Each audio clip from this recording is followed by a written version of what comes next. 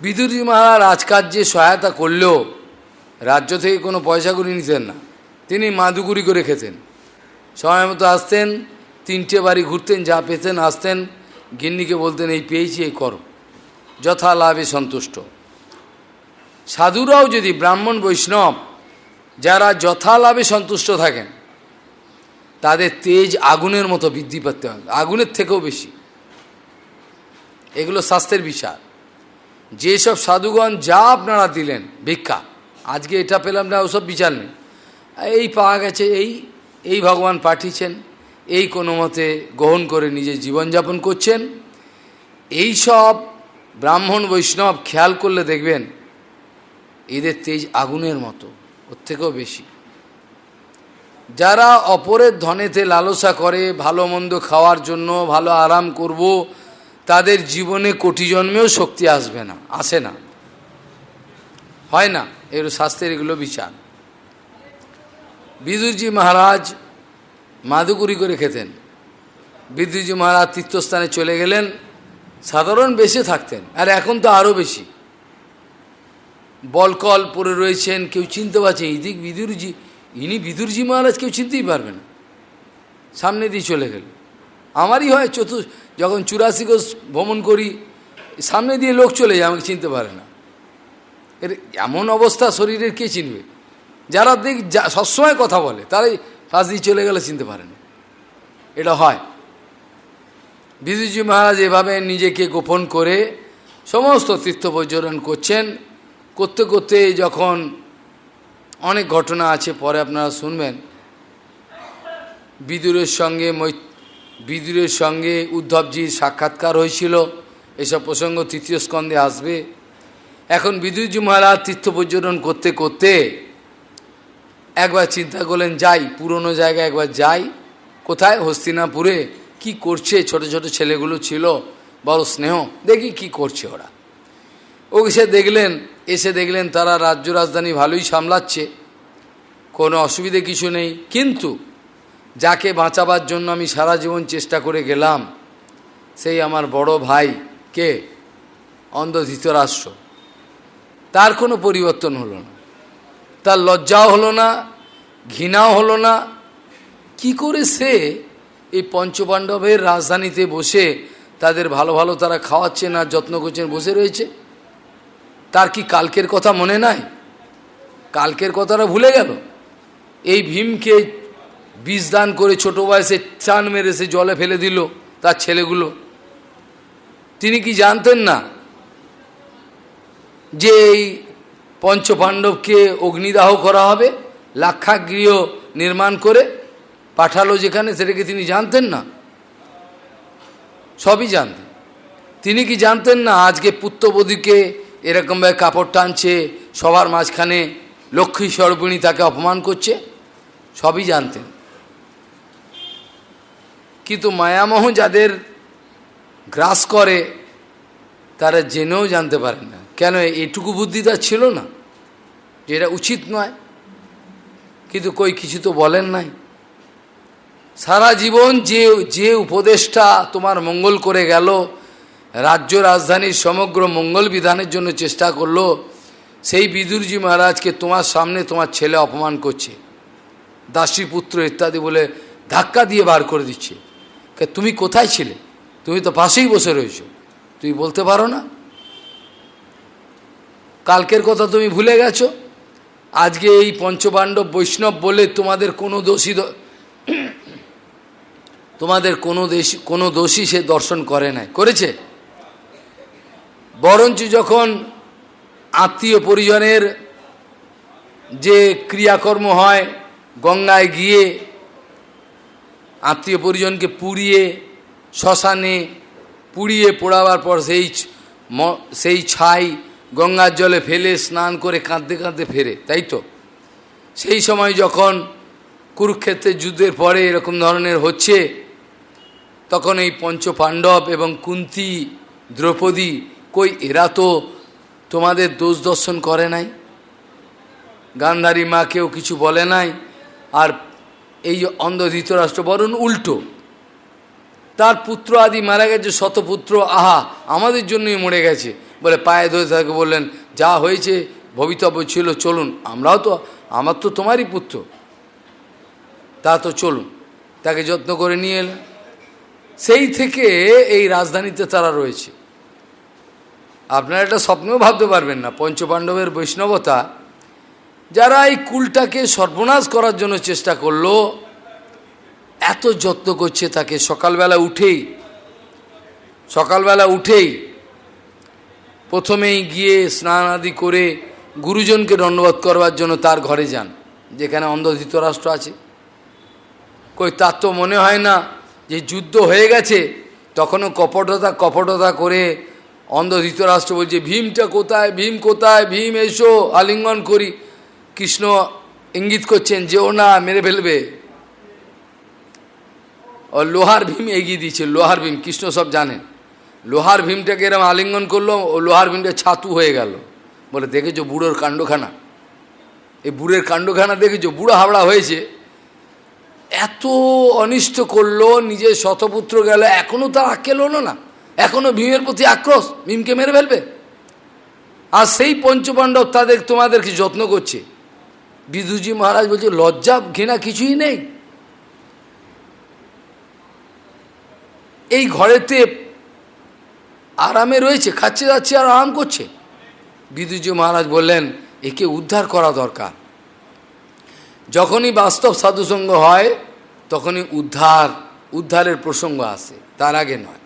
বিদুরজি মহারাজকে এই যে আমাদের যুধিষ্ঠির মহারাজ আদি যখনই রাজধানীতে এসছেন, হই হই পড়ে গেছে।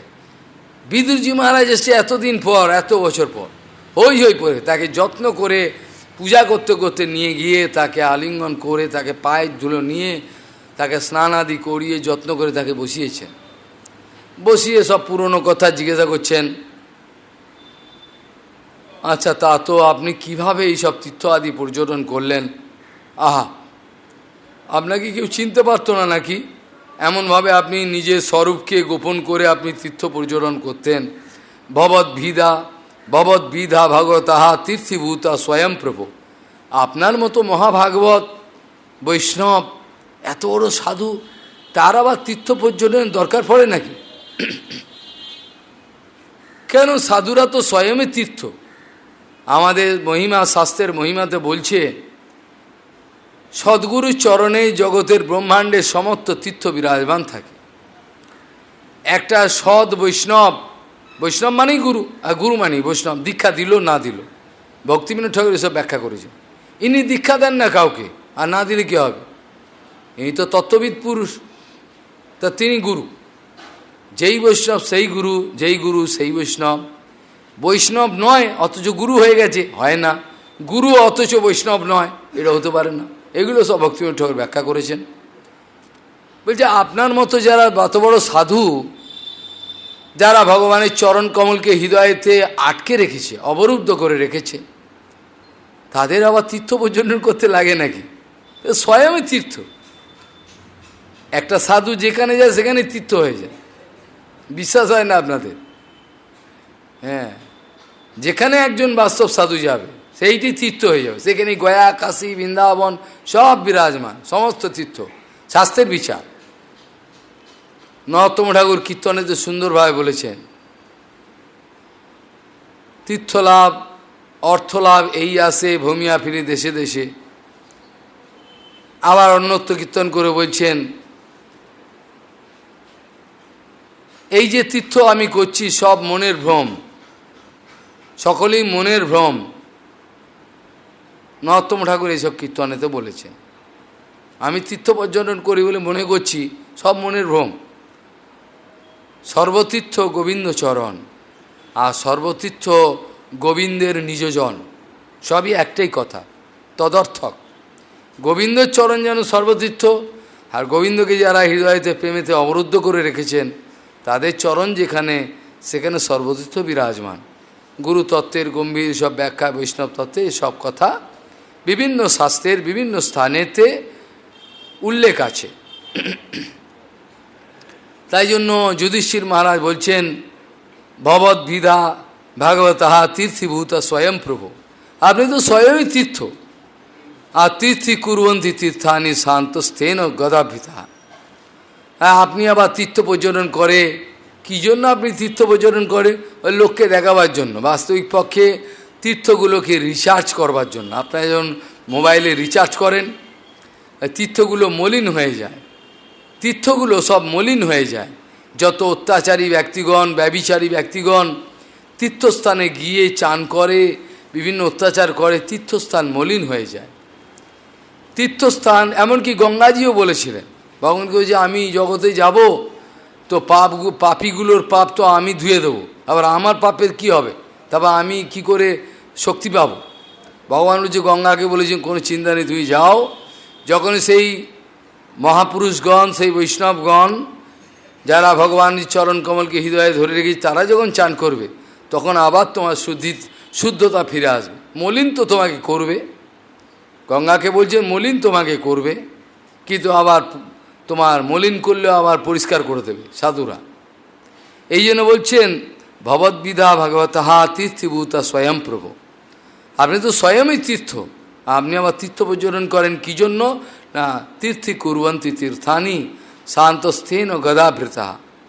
গদাধর ভগবানকে হৃদয়তে ধরে রেখেছেন, তাই জন্য তীর্থকে সেখানে পৌঁছে আপনি তীর্থকে আবার তীর্থীভূতা স্বয়ং প্রভু, তীর্থকে তীর্থ বানিয়ে দিচ্ছেন, শক্তি সঞ্চার করছেন।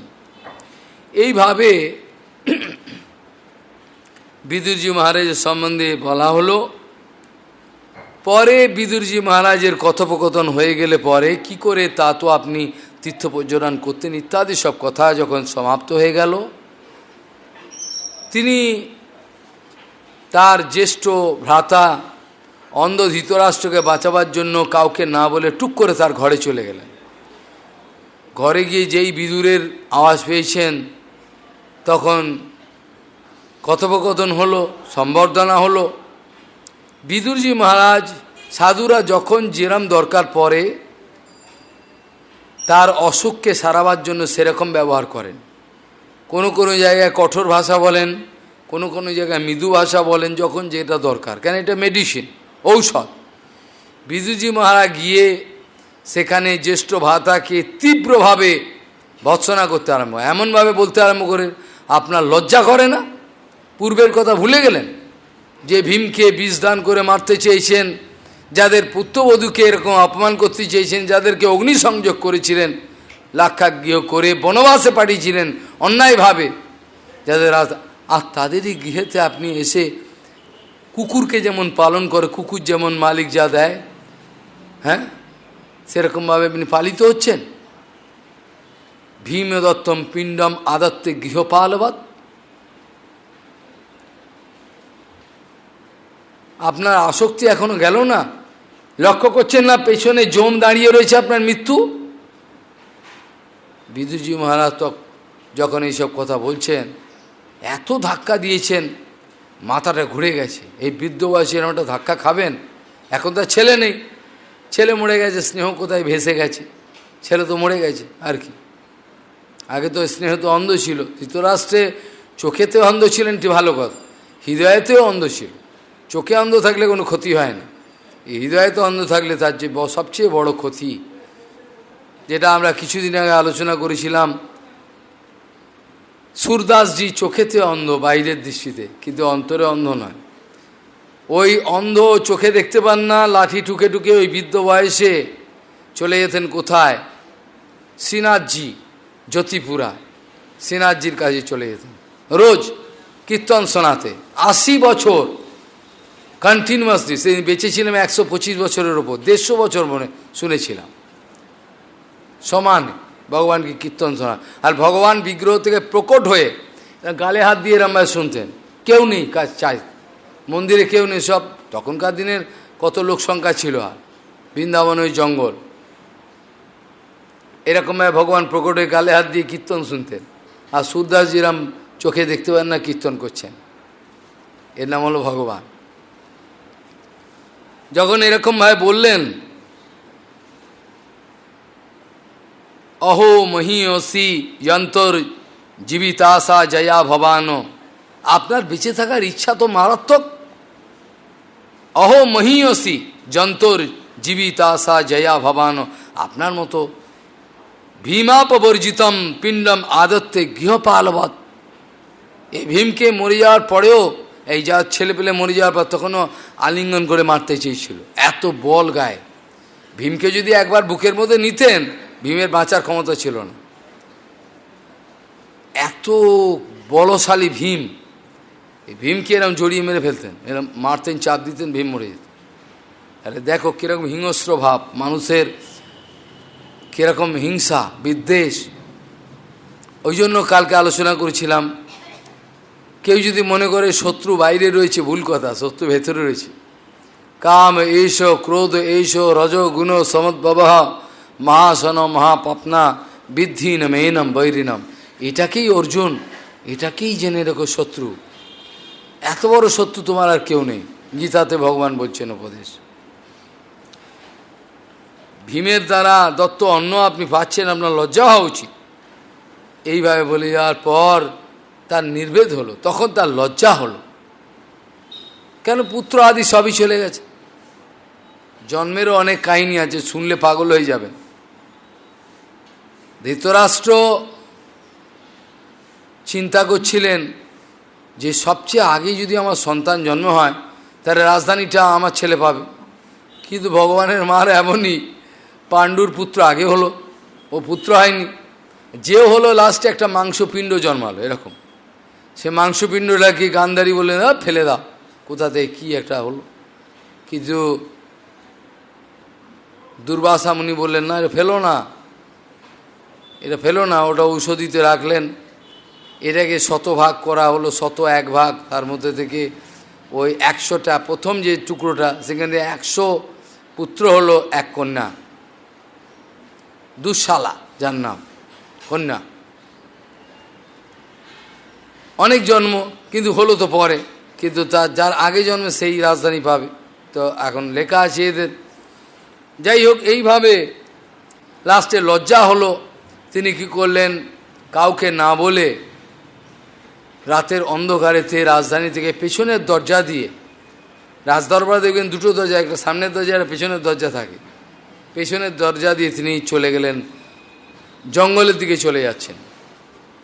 এবং বিদুরজি মহারাজ সঙ্গে রয়েছে, বিদুরজি মহারাজ সঙ্গে রয়েছেন, পেছনে পেছনে যাচ্ছেন। আর গান্ধারী মাতা চিন্তা করলেন, আমি যবে থেকে বিবাহ হয়ে এসেছি, স্বামীর ব্রত গ্রহণ করেছি, তো আমি যখন থেকে বিবাহ হয়ে এসছেন তখন থেকে স্বামী যেহেতু চোখে দেখেন না, তিনিও পট্টি বেঁধেছিলেন চোখে। সারা জীবন স্বামী দেখতে পান না, পতিব্রতা, ওই জন্য পতি চোখে দেখতে পান না, তিনিও চোখে পট্টি বেঁধেছিলেন। কিন্তু গান্ধারী মায়ের এমন ক্ষমতা ছিল, ভজনের ক্ষমতা, যে মন্ত্র বলে দুর্যোধনকে একেবারে এমন করে দিতে চেয়েছিলেন, কোনো জায়গায় অস্ত্র মারলে তার কিচ্ছু হবে না দুর্যোধনকে। কৃষ্ণ ভগবান জানেন, গান্ধারী মা দুজনকে ডেকেছে, আজকে আজকে একটা লুকিয়ে আমার সামনে আসিস, কিন্তু ল্যাংটো হয়ে আসবি, এলে পরে আমি মন্ত্রপুত করে দেবো, তোকে কেউ মারলে কিছু হবে না। তো দুর্যোধন এখন কি করলেন, স্নান ফান করে যেরম যা নিয়ম বলেছেন, ল্যাংটো হয়ে যাচ্ছে। ঠিক সেই সময় ভগবান শ্রীকৃষ্ণ সেখানে, বা এই জন্যই তো ভগবান রয়েছে। বলে, এ কি ল্যাংটো হয়ে তুমি কোথায় চললে? লজ্জা দিয়েছে, ল্যাংটো হয়ে কোথায় চললে? বলে, মায়ের কাছে। এত বড় হয়েছ, ল্যাংটো হয়ে কেউ যায়? অন্তত কিছু একটু পড়ো। মা তো ওরম বলবে স্নেহ। ভগবানের মায়াতে মোহিত হয়ে একটা ছোট কাপড় পরে, একটা প্যাঁচ দিয়ে যে বাহু পর্যন্ত আসে, বাকি শরীর ন্যাকেট, কিন্তু জায়গাটা ঢাকবার সেই জায়গাটা ঢেকে নিল। কৃষ্ণ জানেন এ মরবে না, পাষণ্ড, একে মারবার জন্য ব্যবস্থা রাখতে হবে। গিয়ে মন্ত্রপুতে করে দিলেন, বাকি শরীরের কোনো জায়গায় গদা মারলে কিচ্ছু হবে না। যখন গদাযুদ্ধ হচ্ছে, ভীমের মতো ব্যক্তি পাগল হয়ে গেছেন, কৃষ্ণকে ইঙ্গিত করছে, আমি পারবো না, একে পরাজিত করা অসম্ভব। এ কি, এ শরীরে কি আছে কি জানি, বিভৎস, যেখানে মারছে সেখান থেকে গদা একেবারে ঠিকরে যাচ্ছে। লাস্টে ভগবান ইঙ্গিত করেছিলেন, মার বেটা এইখানে মার, ভীমদাদা এইখানটা মারো। তখন এইখানে মারলেন। জঙ্গায় মারার পর আমাদের বলদাওজি মহারাজ রেগে গেছেন, এ কি অন্যায়, কেন এখানে মারলো, নিচু জায়গা মারা কোনো নিয়ম নেই, আমি মেরে ফেলবো ভীমকে। যখন রেগে গেছেন ভীম, যখন আমাদের বলদাওজি মহারাজ, কেন বলদাওজি মহারাজের থেকে ভীম এই দুর্যোধন গদা শিখেছিল, কৃষ্ণ ভগবান তখন চালাকি করে তাকে মনটা ঘুরিয়ে দিলেন। ওই যে আজকে তুমি একটা অন্যায় দেখছো, এখানে মেরেছে তলায়, কি তুমি আগের অন্যায়গুলো দেখলে না? তো দাদাকে বোঝাচ্ছেন, বুঝিয়ে ঘুরিয়ে দিলেন। তাহলে ওইখানেই মেরে ফেলতো, কৃষ্ণ না থাকলে বলদাওজি মহারাজ মেরে ফেলতো ভীমকে। রেগে গেছেন, আমার শিষ্য, আমি অস্ত্র শিখিয়েছি। বিচারে দেখা যায় দুর্যোধনের অস্ত্র অভিজ্ঞতা বেশি, ভীমের থেকেও দুর্যোধনের গদাবিদ্যা অনেক বেশি জানা আছে, কেন বলদাও স্বয়ং শিখিয়েছেন। কিন্তু ভীমের গায়ের বলটা ওর থেকে একটু বেশি। যার পক্ষে কৃষ্ণ রয়েছেন তাকে কে কী করবে?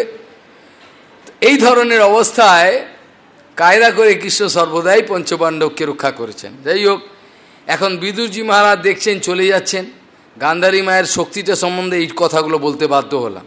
তা আপনারা আবার গান্ধারী মাকে অবহেলা করবেন, এই আবার একটা কি? তা নয়, প্রত্যেকের একটা বিশেষ আছে। গান্ধারী মা বলছেন, আমি পতিব্রতা, আমি যখন স্বামী চলে যাচ্ছে আমিও চলে যাব, স্বামী যেখানে যাচ্ছেন আমিও যাব, জন্ম মরণের সাথী। চলল, যেতে দেখলা হিমালয়ের উত্তর দিকে, হিমালয়ের দিকে যাচ্ছেন মানে উত্তর দিকে চলছেন, যেখানে সপ্তধারা বলে একটা জায়গা আছে, সেইখানে চলে গেলেন। সেখানে গিয়ে, যেখানে আপনারা হরিদ্বার বলেন, হরিদ্বার থেকে আরও আগে যাবেন, গিয়ে সেখানে সপ্তধারা, গঙ্গা 7টা ধারায় ভাগ হয়ে গেছেন, সেইখানেতে একটা পর্ণকুটির তৈরি করে তার ভেতরে ভজন করতে আরম্ভ করলেন। বিদুরজি মহারাজ দূর থেকে লক্ষ্য করছেন, কি গতিটা হয় দেখি, আর আমি যদি সাধু হয়ে থাকি, আমার আজকে উপদেশ করেছি কট্টরভাবে, তাই কিছু না কিছু তো কাজ হবে, দেখি কি করে। 7 দিনের মধ্যে কি হলো, সেই কুটিয়াটা যোগে বসলেন ধৃতরাষ্ট্র, সমস্ত মনটাকে গুটিয়ে কনসেন্ট্রেট করলেন,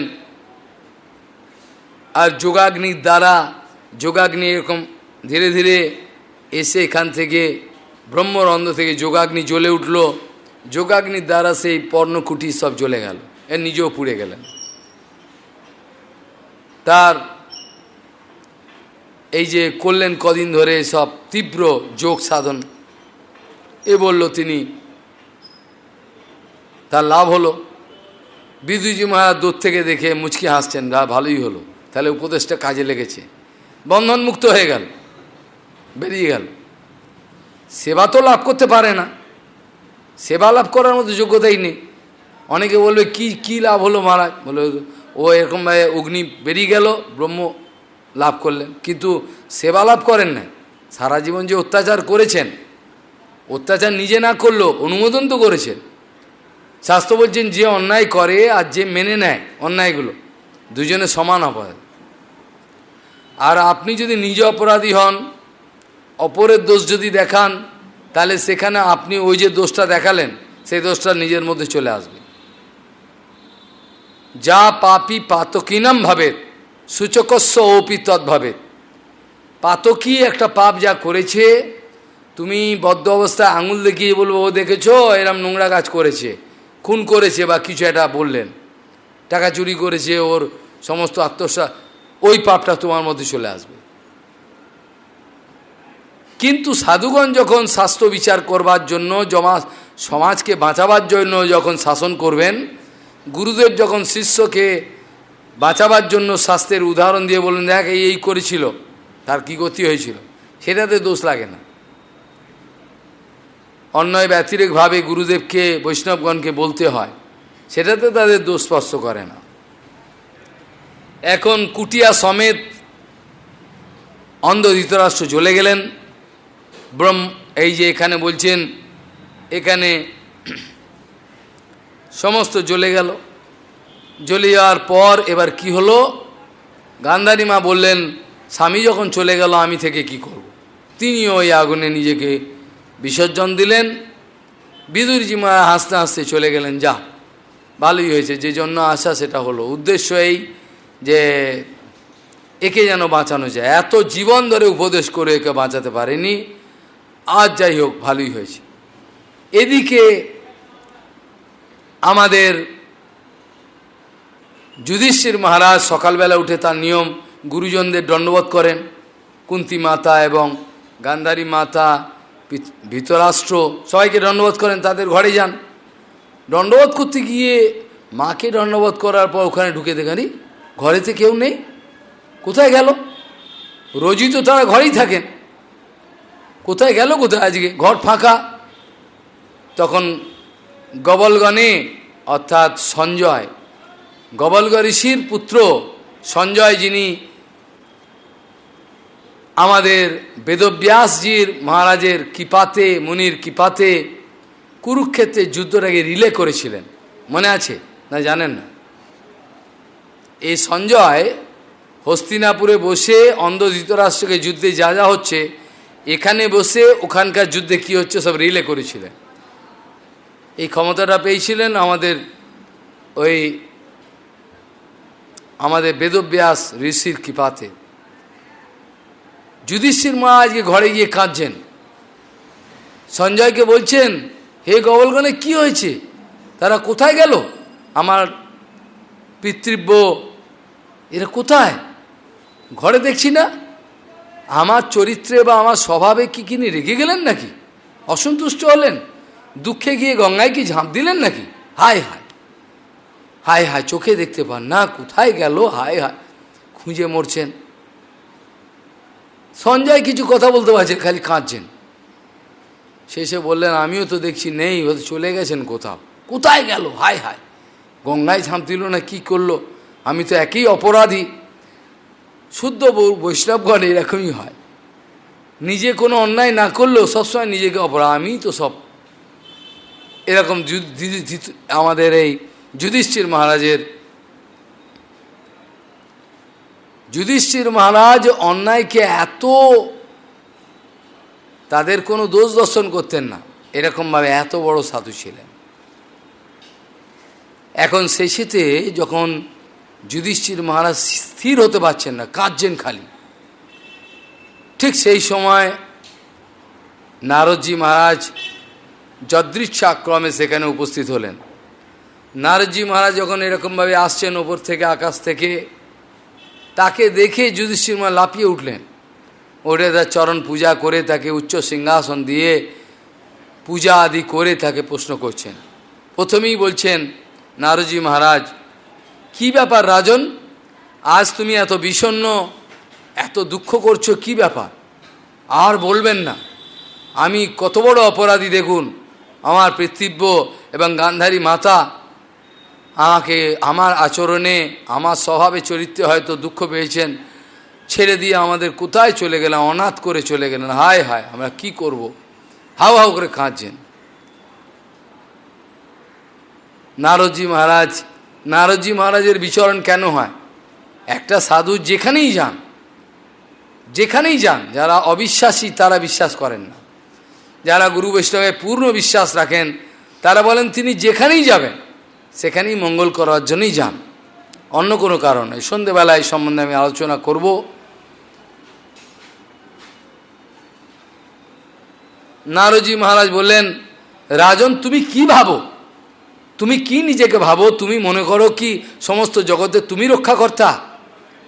তুমি কি মনে করো এই অন্ধ ধৃতরাষ্ট্র পিতৃব্য এবং গান্ধারী মাতা এদের রক্ষাকর্তা তুমি ছিলে? তুমি কার্য কি কারণে? প্রত্যেক জীবের নিজ নিজ ভাগ্য থাকে, নিজ নিজ কর্মফল থাকে, সেই অনুযায়ী জীবে চলে। তুমি এর মধ্যে দুঃখ প্রকাশ করার কারণটা কি? কি কারণ বলো তো? খবরদার এ ব্যাপারে দুঃখ প্রকাশ করো না। ঋষি বল, আমি তো জানতে চাই কোথায় গেলেন, না জেনেই বাকি, জানলে তো তুমি তার পেছনে দৌড়াবে, খবরদার তাদের পেছনে যাবে না। আজকে এত বছর পর এই তোমার পৃথিব তার কাণ্ডজ্ঞান হয়েছে। সে গেছেন, ভজন করতে গেছেন হিমালয়ে, হিমালয় পাদদেশে, সপ্তধারা বলে জায়গা, অদ্যতনাথ সপ্তমেহনী, আজ থেকে সপ্তম দিনে তার কুটিয়া সমেত তিনি জ্বলবেন। তার যে ভজন তার সিদ্ধি হবে, যে ভজন তিনি করেছেন। যাই হোক, খবরদার তাদের পেছনে কিন্তু যাবে না, গিয়ে তাদেরকে ফিরিয়ে আনবে না, তাদের মঙ্গলের রাস্তায় তুমি বিঘ্ন সৃষ্টি করবে না। কি ভাবো তুমি? এই জগতে কে কাকে রক্ষা করে? পিতা বাচ্চাকে রক্ষা করে? যদি পিতা বাচ্চাকে রক্ষা করে তো শিশু বয়সে পুত্র মারা যায় কি করে? যদি মনে করো যে বাচ্চাটা বড় হয়ে আমাকে রক্ষা করবে, বাচ্চাটা বড় হয়ে গেল কিন্তু আমার দুর্দশা শেষ হলো না কেন? বাস্তবিক পক্ষে এটা অজ্ঞানের কথা। জগতে কোনো কেউই কাউকে রক্ষা করতে পারে না। নারদজি মহারাজ সুন্দর একটা উপদেশ দিলেন, যেটা চিরকাল কণ্ঠের হার হিসাবে রেখে দেবেন। সংসার জীবন করুন, আমি সংসার থেকে পালাতে কাউকে বলিনি, আমি সংসার থেকে কাউকে পালাতে বলছি না, আমি বরঞ্চ উল্টো বলি, সংসার থেকে না পালিয়ে সংসারেই থাকো। ত্যাগী হয়ে কোথায় যাবে? এই তো অবস্থা দেখছো সাধু মহলে, লাভ কিছু হবে না। কপট ত্যাগী হবে, ঠকাবে লক্ষ্যে, বরঞ্চ এত কষ্ট করে রোজগার করছো, দুটো পয়সা মঠে দিচ্ছ, যাক ভগবানের দিচ্ছি, কোনো না কোনো কারণ তো দিচ্ছে, সাধু সেবা করছে, কিছু তো করছে। আর আমরা গৃহস্থ, পচা গৃহস্থ মারা, আমাদের দ্বারা ভজন হয় না। এটা তো একটা বড় দৈন্য। আমি ত্যাগী হয়ে গেছি, এটা একটা বড় অহংকার। আর গোপনে ব্যভিচার করছি, স্ত্রী সঙ্গ আজ সবই চলছে। এটার থেকে যারা গৃহস্থ তারা কোটি গুণে অনেক ভালো। তারা আজ না হলেও কালকে ভগবানকে লাভ করতে পারেন। তাদের হৃদয় যদি নির্মল থাকে, গৃহস্থ হলে তো দোষের কিছু নেই, দোষের কিছু নেই। তারা যদি ঠিকমতো ভজন করতে পারেন, ভগবানকে লাভ, বরঞ্চ স্বামী এবং স্ত্রী একই সঙ্গে যদি কৃষ্ণের ভজন করেন, তাহলে যেহেতু দুটো আত্মা, দুটো শরীর, এক আত্মা হয়ে গেছেন। তাই তো যখন বিবাহ হয়, বিবাহের ডেফিনেশনটাই তো তাই, বিবাহের ডেফিনেশন তাই তো। যখন মন্ত্র বলেছিলেন বিবাহ করে, তখন কী বলেছিলেন? হ্যাঁ, যদিদম হৃদয়ং তব তদিদম হৃদয়ং মম, ঋগ্বেদের মন্ত্র এটা বলেছিল। তোমার হৃদয়ে যায়, আমার হৃদয়ে তাই। হাতে হাত রেখে পানি গ্রহণ হয়েছিল। আর ইংরেজের দার্শনিকগণ যারা আছেন বিদেশ, তারাও তাই বলছেন। Marriage is nothing but friendship between two human soul having two different body. দুটো আলাদা শরীর, কিন্তু বন্ধুত্ব হয়ে এমন হয়ে গেছে একাকার, বাস্তবিক। আর তারা যদি ওই অবস্থায় তাদের শরীরের প্রতি আসক্তি না রেখে তারা এমনভাবে বন্ধুত্ব করেন যে আমরা দুজনে মিলে কৃষ্ণের সেবা করব, তখন কৃষ্ণ আরও বেশি একেবারে চিন্তিত হয়ে পড়েন। যেমন বিদুরজি মহারাজ, বিদুরানী, একটা উদাহরণ দিলাম। বিদুরজি মহারাজ এবং বিদুরজির স্ত্রী দুজনে মিলে এমনভাবে কৃষ্ণকে ভজন করেছে, কৃষ্ণ পাগল হয়ে গেছিলেন। দুর্যোধনের রাজধানীতে সেখানে বিশাল নেমন্তন্ন, বিশাল নেমন্তন্ন। কৃষ্ণকে যে কি খাওয়াবে, কৃষ্ণ বলছে না বয়ে গেছে তোর ওসবগুলো খেতে। আমাদের চৈতন্য মহাপ্রভু নিমাই বলে গ্রন্থটা বেরোবার সঙ্গে সঙ্গে 2 মাসের মধ্যে ফিনিশ। দেবানন্দ গরিমঠ বলছিস, আমি তো গ্রন্থ দিই ওখানে দিয়ে, বলছে মারা 2 মাসের মধ্যে ফিনিশ। ওইখানে আছে নিমায়ের ছোটোবেলাকার কথা। মুরারিগুপ্তের বাড়িতে গেছেন। মুরারিগুপ্ত হনুমানের অবতার, ইচ্ছে করে লীলা করেছেন যে পূর্বে যোগবৈশিষ্ট্য ব্যাখ্যা করতেন, ভক্তির ব্যাপারে দেখাতেন না, ইচ্ছে করে এটা প্রমাণ করেছেন। আর চৈতন্য মহাপ্রভু শিশুবয় নিমাই ল্যাংটো পদে ঘোরে, চারিদিকে ঘুরে বেড়ায়। নিমাই জানে এই মুরারি কেবল যোগবৈশিষ্ট্য ব্যাখ্যা করে, ভগবানের লীলা, ভগবানের চিন্তা এসব করে না। এটা ভক্তর সঙ্গে ভগবান, এটা লীলা, ইচ্ছা করে। একদিন মুরারি দেখছেন একজনকে বোঝাতে ভগবান হচ্ছে এরা, ভগবানের ব্রহ্মবস্তু, এরা বোঝাতে রাস্তা দিয়ে যাচ্ছেন। আর নিমাই বাচ্চা, নিমাই পেছনে পেছনে যাচ্ছেন। মুরারি বলছেন ব্রহ্ম হচ্ছে এরকম এরকম, আর নিমাই পেছনে ভেঙাতে যাচ্ছে ব্রহ্ম হচ্ছে এরকম এরকম।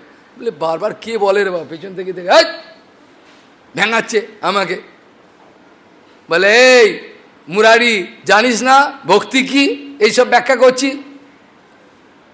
খালি উল্টো পাল্টা জিজ্ঞাসা করবেন। নিমাই ছোট বয়স। একদিন নিমাই কি করলেন, মুরারি বাড়িতে চলে গেছেন। মুরারি বাড়িতে গিয়ে দেখে মুরারি খেতে বসেছে, মাথা নিচু করে আমরা খাচ্ছি, অন্ন ফন্ন মেখে খাচ্ছি। ওখানে কাপড় চোপড় নেই, দিগম্বর। কে? নিমাই। নিমাই ছোট্ট ছেলে দিগম্বর, দাঁড়িয়ে দাঁড়িয়ে ওই পাতে পেচ্ছাপ করে দিল। এই কে পেচ্ছাপ করলো? মাথা তুলে দেখে এরে পেচ্ছাপ করে দিলে। হ্যাঁ মুরারি, যে ভগবানের ভক্তিকে মানে না তার পাতে দাঁড়িয়ে আমি পেচ্ছাপ করি, কি করবি কর। ভগবানের স্বরূপটাকে উপলব্ধি করলো নিমাই। আরে বাপ রে বাপ, এগুলো ছেলেবেলাকার ঘটনা। বহুপাদ অনুমোদন করেছেন, বিশাল আনন্দময় কথা। সব কথা চৈতন্য চৈতন্য ভাগবতে নাই, বিভিন্ন কর্চা আছে, মুরারি উত্তর লিখে গেছেন, এ সবাই জানে না কত গম্ভীর এসব কথা। তো যারা ভক্তি মানে না তাদের খাওয়ার পাতেতে নিমায় দাঁড়িয়ে দাঁড়িয়ে পেচ্ছাপ করে। ভক্তি মানতেই হবে, না কোথায় যাবে কোথায়? ভক্তি তো অমৃত স্বরূপ। এটা বিদুরানী, বিদুর আর বিদুরের স্ত্রী দুজনে ভালোবাসে। বলে ওই তুই এত রান্না করেছিস, কৃষ্ণকে বলছে তোমার জন্য এত সব ভাণ্ডারের ব্যবস্থা, খিদে নেই, শরীর খুব খারাপ, কিছু তো খাও। জলও খেতে পারবো না, এত শরীর খারাপ। ওর কাছে জল ছোঁয় কেউ, ওখানে জল ছোঁয়, ওখানে চলে গেলেন ওখান থেকে। রাজধানী থেকে বলে এই খিদে নেই। বলে এত কিছু বানিয়েছি, সোনার পাত্রে করে সব রেখা রাখা আছে, বলে খিদে নেই। একটু জলও খেলেন না, সোজা চলে গেলেন। কোথায় গেলেন?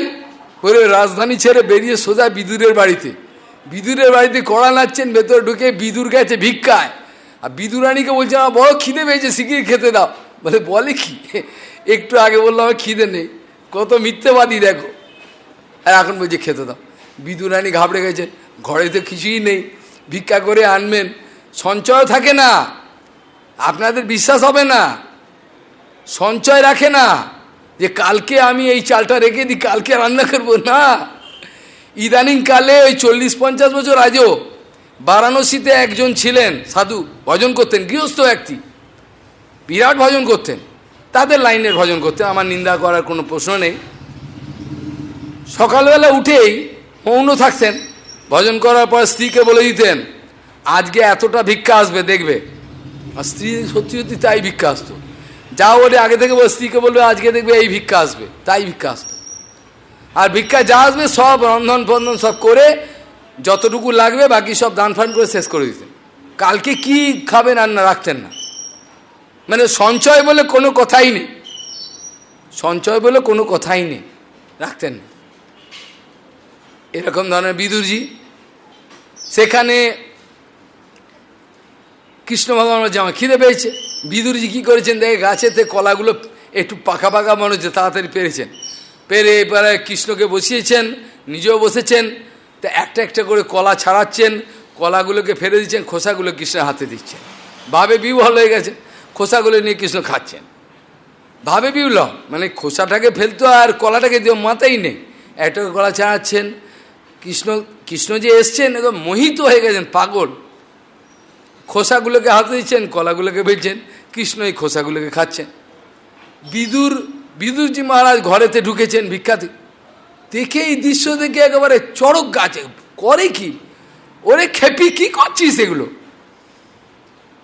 প্রভুকে খোলাগুলো দিচ্ছিস আর কলা ফেলে দিচ্ছিস, কই দেখিনি তো। তাই কৃষ্ণ হেসে বলছেন না আমি কলা খাই না, আমি খোসা খাই, আমি তো ভালোবাসা খাই, আমি চিরকাল ভুখা, চিরকাল আমি ক্ষুধার্ত, প্রেমের ক্ষুধার্ত, ভালোবাসা।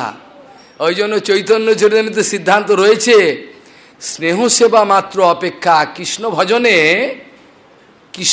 কিছু লাগে না, কৃষ্ণ ভজনে স্নেহ সেবা মাত্র অপেক্ষা। খালি আমাকে কতটা ভালোবাসে ব্যাস, আর কিছু দরকার নেই। কিন্তু কৃষ্ণকে ভালোবাসতে পারবে কেউ? পারছে না, তার সঙ্গে সম্বন্ধ হচ্ছে না, বড় দুঃখের ব্যাপার। বিদুরজি মহারাজের এই শ্লোক বলে আমি শেষ করব। আমাদের অন্যান্য সেবাকর্ম এদের আছে, আমার তো আর কোনো কাজ নেই, খালি বলেই যাব।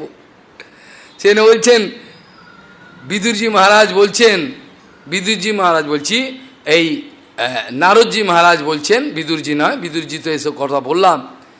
নারদজি মহারাজ এই যুধিষ্ঠিরকে বলছেন, কাল কর্ম গুণাধীন দেহ অয়ম পাঞ্চভৌতিকা কথম অন্যাংস্তু গোপায়েত সর্পগ্রস্ত জয়া পরম।